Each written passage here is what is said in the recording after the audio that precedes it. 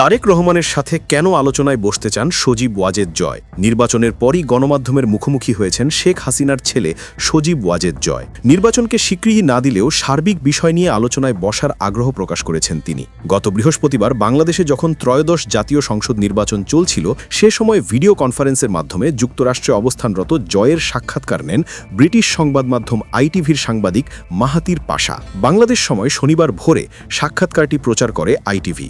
জয় বলেছেন, তিনি সবসময়ই উন্মুক্ত। তিনি আলোচনায় বিশ্বাস করেন। দেশের সবচেয়ে বড় দল এবং সব প্রগতিশীল দলকে নির্বাচন থেকে বাইরে রাখা হয়েছে। মূলত এমনভাবে একটি নির্বাচন সাজানো হয়েছে যাতে সবচেয়ে বড় ইসলামপন্থী দল জামায়াতে ইসলামী তাদের জনসমর্থনের তুলনায় অনেক বেশি প্রভাব সংসদে পেয়েছে। এটি টেকসই হবে না বলেও মন্তব্য করেন তিনি। আওয়ামী লীগের শাসনামলে জামায়াতে ইসলামকে নিষিদ্ধ করা নিয়ে মাহাতির পাশা প্রশ্ন করলে জয় দাবি করেন, আওয়ামী লীগ সরকার জামায়াতকে নিষিদ্ধ করেনি। তারা নির্বাচনে অংশ নিতে পারেনি আদালতের রায়ের কারণে। জামায়াত তাদের গঠনতন্ত্র সংশোধন করলে আবার নির্বাচনে অংশ নিতে পারত। শেখ হাসিনার ছেলে দাবি করেন, বিএনপি বাংলাদেশের আরেকটি বড় রাজনৈতিক দল, অবশ্যই তাদের সঙ্গে কথা বলা উচিত। তারেক রহমান যদি প্রধানমন্ত্রী হন তাহলে অবশ্যই দলের পক্ষ থেকে তার সঙ্গে কথা বলা হবে। এ সময়ের নতুন প্রধানমন্ত্রীর সঙ্গে কাজ করার আগ্রহ জানান সজীব জয়।